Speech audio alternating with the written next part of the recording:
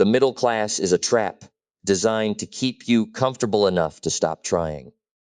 You've got a steady paycheck, benefits, maybe a house with a mortgage. You're doing better than your parents did, so you stop. You accept the ceiling because you can't see the roof. But here's what nobody tells you about escaping the middle class. It's not about working harder at the same job. It's about fundamentally changing how you think about money, time, and leverage. Most people trade time for money. You go to work, you get paid. More hours, more money. Less hours, less money. It's a direct exchange, which means you're capped. There's only so many hours in a day. There's only so much a single person can produce. The middle class is the natural ceiling of trading time for money. To escape it, you need to build something that generates money without your constant presence. That's the actual divide. On one side, you have people who are paid for their time. On the other, you have people who are paid for what they've built, created, or own. Think about it. A doctor makes good money, maybe 200, 300,000 a year. But the moment they stop seeing patients, the money stops. A business owner with systems in place can take a month off and still collect revenue. That's the difference. Now, escaping the middle class doesn't mean you have to become a billionaire. It doesn't mean you need to start a startup or take insane risks. It means building one income stream that doesn't require your active participation. That could be a rental property. That could be digital products. That could be a business with employees who do the work while you manage systems. That could be investments that compound over time. The reason most people stay stuck is they're afraid of the transition period. You have to give something up to build something new. Time, money, comfort, certainty. The middle class promises you won't have to give those things up. You get a paycheck every 2 weeks. Your health insurance is handled. Your income is predictable. It's a deal. Trade your potential for stability. But stability is a cage if you're inside it long enough. And the real cost isn't visible until years have passed and you realize you're still trading time for money, just at a higher rate. The people who escape the middle class do one thing differently. They invest the surplus. Not just money, but attention. They study how money actually works. They learn what builds wealth. They experiment with creating value outside their job. They fail, they learn, they try again. And here's the thing that changes everything. Once you build one income stream that doesn't require your time, you can build another and another. Wealth compounds. But it only starts compounding once you stop trading time for money. Over the next sections, we're going to break down exactly how this works. We'll look at the psychology that keeps people stuck. We'll examine the actual mechanics of building passive income. We'll talk about the mistakes people make when they try to escape. And we'll walk through real strategies you can start with right now, today, with what you have. But first, you need to understand this. The middle class isn't a destination. It's a waiting room. And you're not trapped there. You just haven't decided to leave yet. The difference between someone who stays in the middle class and someone who escapes it isn't luck or timing or a better education. It's a single decision about where your effort goes. Most middle-class people trade time for money. You work 40 hours a week, you get a paycheck, you pay your bills, and there's nothing left over to invest in anything that could actually change your position. That's the trap. Not because the job is bad, but because the structure is designed to keep you stable, not to move you forward. The people who escape the middle class do something different. They stop trading all their time for money. Instead, They start building something that works without their constant presence. This could be a business. It could be real estate. It could be intellectual property. It could be an investment portfolio that generates returns. The specific vehicle doesn't matter as much as the principle. They create assets that produce income independent of their hourly effort. But here's where most people get stuck. They think they need to quit their job first. They don't. The escape from the middle class happens in the margins. It happens in the hours outside your 9 to 5. It happens on weekends. It happens in the time you're currently spending scrolling through your phone or watching television. You need to get brutally honest about your spare capacity. Not your free time, your actual spare capacity. That's the time you have left after sleep, after work, after the non-negotiable responsibilities. For most people, that's real. It's usually between 10 and 20 hours a week. That's enough to start something. That's enough to build something. The second thing you need to understand is that your current job is your funding mechanism. It's not your future. Your job is the thing that pays your bills while you're building your actual future on the side. This mental shift changes everything. You stop resenting your job because you're not asking it to fulfill you or make you rich. You're asking it to keep you stable while you work on escape velocity. This is why most people never leave the middle class. They want their job to be their escape route.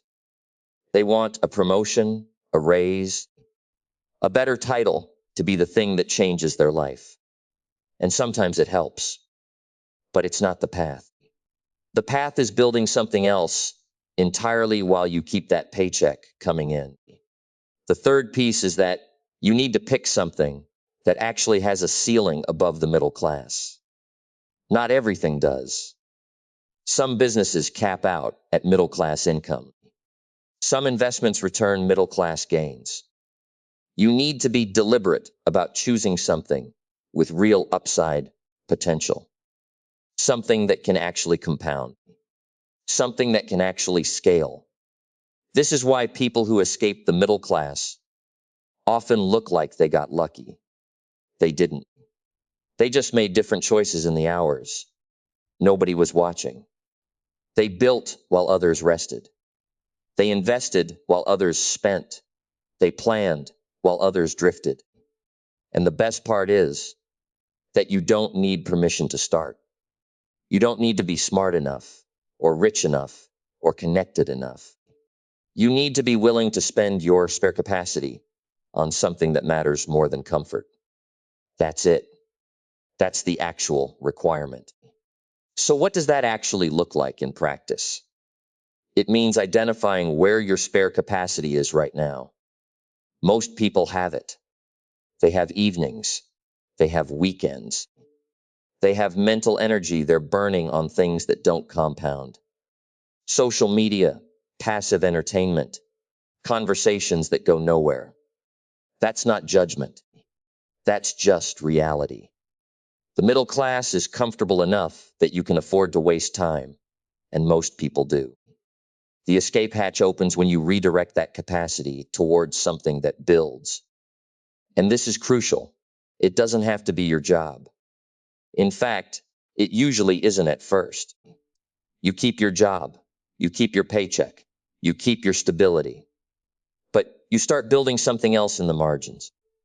That something else is typically a skill, a network, or an asset. A skill that becomes more valuable over time.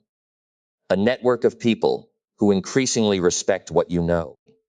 An asset that generates money or opportunity independent of your hourly rate. These three things are how people actually leave the middle class. The skill route looks like this. You're in accounting, so you become the person who understands both accounting and digital marketing. Suddenly, you're not competing with every other accountant. You're competing with almost nobody, because almost nobody has that combination. The skill doesn't have to be exotic. It has to be rare in combination with what you already do. The network route is quieter but equally powerful. You start showing up somewhere consistently, an online community, a professional association, a local group. You contribute. You help people. You remember their names. Over years, not weeks, you become the person everyone knows in that space. And then opportunities start finding you instead of you chasing them. That's when the leverage kicks in. The asset route is what most people think about, but fewest actually execute. You create something that works without you. A course, a tool, a piece of content that keeps generating value. A small business that doesn't require your direct labor. Most people fail here because they want the asset before they've built credibility. You can't sell what nobody trusts you to deliver. Here's what connects all three. None of them happen quickly. None of them happen by accident. And none of them happen if you're waiting for the perfect moment. The perfect moment is a myth. The moment you have right now, the one where you're slightly uncomfortable but not desperate, that's actually the ideal starting point.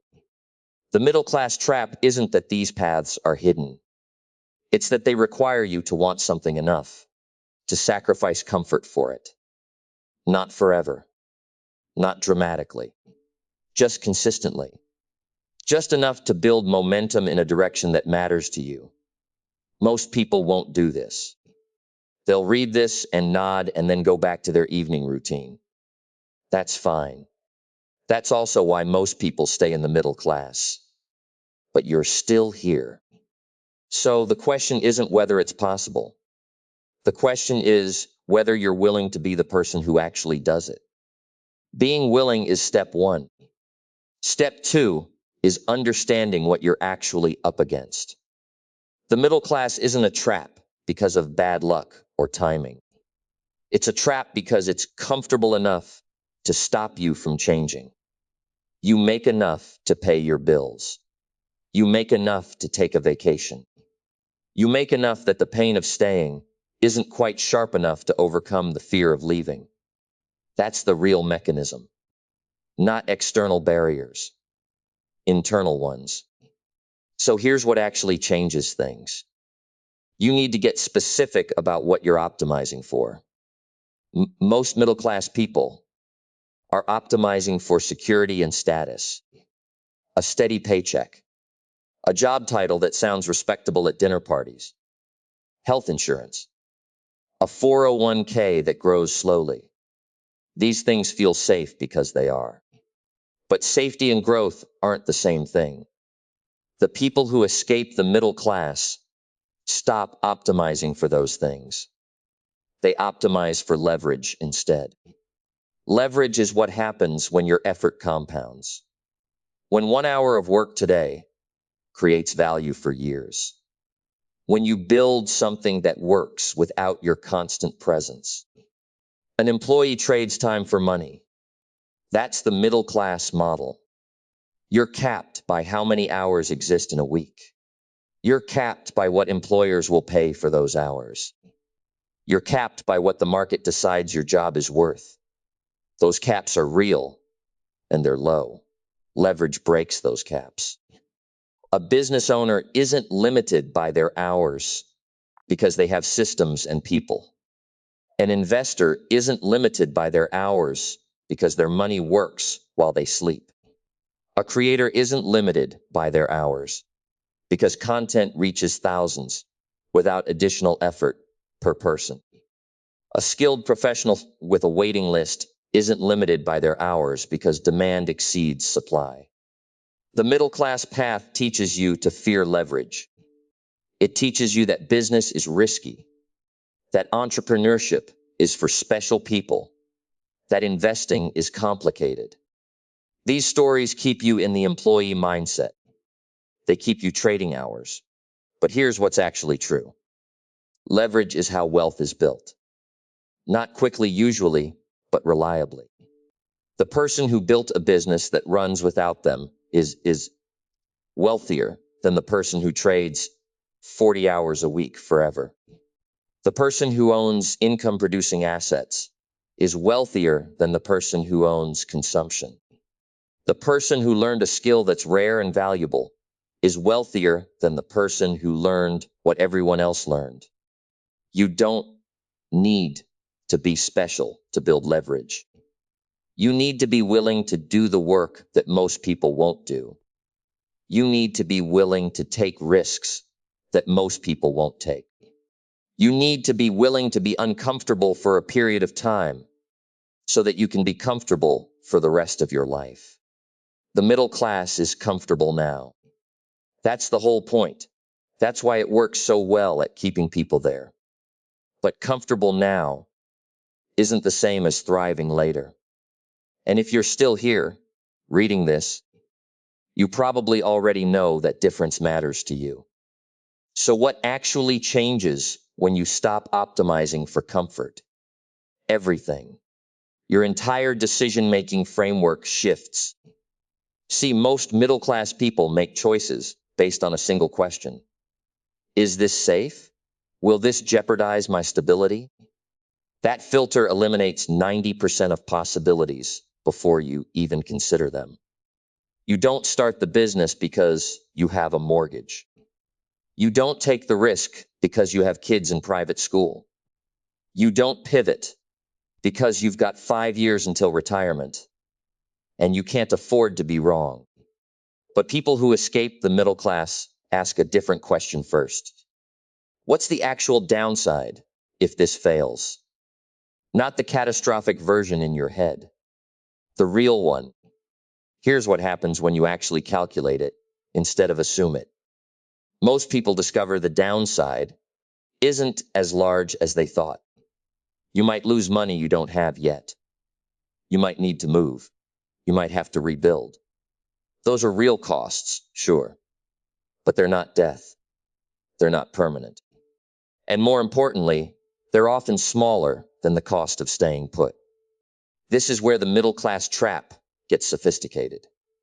It doesn't tell you that failure is impossible. It tells you that failure is unacceptable. It makes you feel like one wrong move means losing everything. But the people who actually build wealth understand something different. One wrong move means losing time and money you can rebuild. That's a price you can afford to pay when the upside is real. The shift is psychological, but the effects are concrete. When you stop treating comfort as your primary metric, you start seeing leverage differently. You notice that other people's money, other people's time, other people's networks are available to you if you're willing to ask and offer something in return. You see that skills you thought were worthless in the job market actually have value in the marketplace. You realize that the credentials that protect your middle-class position don't actually protect you from obsolescence. And you start moving. Not recklessly, not without thought, but with a different calculus running underneath. The middle class teaches you to accumulate slowly and safely, to let compound interest do the work. And mathematically, if you start early enough and stay disciplined, that works. You'll end up with something, but it requires decades. It requires staying in the system exactly as designed. The people who escape don't reject that system entirely. They just stop treating it as their only option. They run multiple experiments simultaneously. They take calculated risks with portions of their income while keeping the safety net intact. They build skills that have value outside their job. They create small revenue streams that don't depend on their employer. This looks chaotic from the outside. It looks irresponsible to the middle-class mind. But it's actually just probability management. If you run 10 small experiments and 3 of them work, you've tripled your options. If you run 0 experiments and wait for the perfect opportunity, you're still waiting. The discomfort of this approach is exactly the point. You're supposed to feel the friction. That friction is what separates the people who talk about escaping from the people who actually do it. So what does this friction actually look like in practice? It means you're going to feel stupid sometimes. You're going to try things that don't work. You're going to spend money on courses or tools or coaching that don't pay off immediately. You're going to have conversations with people in your industry where you realize you don't know what you're talking about yet. That's not a sign you're doing it wrong. That's a sign you're doing it right. The middle class trap isn't just financial, it's psychological. You've been trained your whole life to follow a script. Go to school, get good grades, get a job, work hard, get promoted. Each step is clear. Each step is safe. Each step is endorsed by people around you. When you start experimenting outside that script, you lose that external validation. Nobody's giving you a grade. Nobody's telling you you're on track. You have to generate your own sense of whether you're moving in the right direction. That's where most people quit. Not because the experiments fail, but because the lack of external feedback feels wrong. Your brain is wired to seek approval and clear metrics. The middle class provided both. You knew where you stood. You knew what success looked like. When you leave that structure, you're flying blind for a while. And flying blind is uncomfortable. But here's what happens if you stay in that discomfort long enough. You start to see patterns. You notice which experiments actually moved the needle. You start to understand your market better than anyone else in it because you've been testing relentlessly. You develop skills that can't be taught in a classroom because they only come from repeated failure and iteration. You build relationships with people who are also willing to be uncomfortable, and those relationships become incredibly valuable. The people who escape the middle class aren't smarter than you. They're not luckier than you. They're just more willing to sit with uncertainty. They're willing to look foolish. They're willing to invest time and money without knowing the exact return. They're willing to have conversations that might not lead anywhere. They're willing to try business ideas that might fail. They're willing to learn skills that might not be relevant in 2 years. This is the invisible advantage. It's not about intelligence or connections or timing. It's about your relationship with discomfort. Can you sit with not knowing? Can you move forward without perfect information? Can you keep experimenting even when nobody's cheering you on? Because the experiments compound. One conversation leads to another. One failed attempt teaches you something that informs the next attempt. One skill you develop opens a door you didn't know existed. But none of that happens if you're waiting for permission or certainty or the perfect moment to begin. The middle class is comfortable because the path is defined. Escaping it requires you to define your own path. And defining your own path means living in a state of productive uncertainty for longer than most people can tolerate.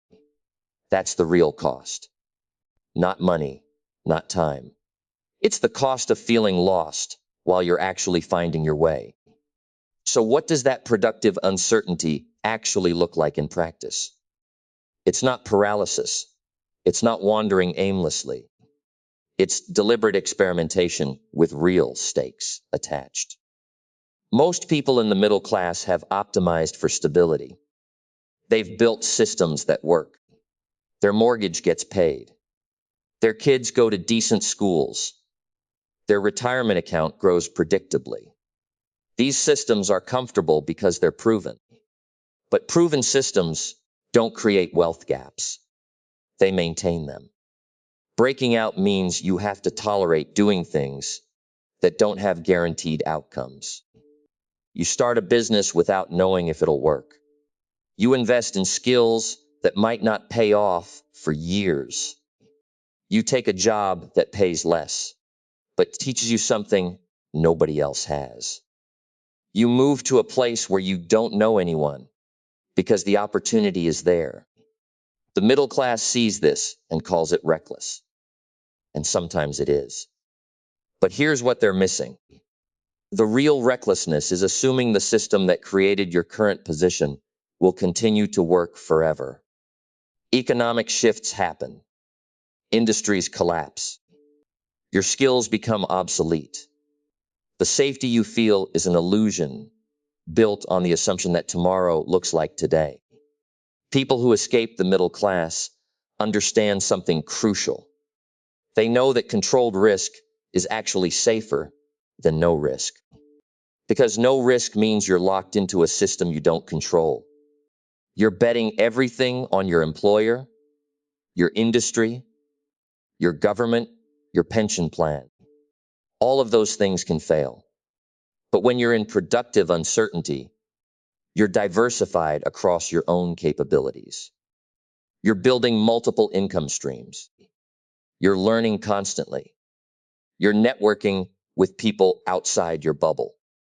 You're exposing yourself to different ways of thinking and different opportunities. If one thing fails, you've got 5 other things in motion. This is why wealthy people often say they're not afraid of losing money.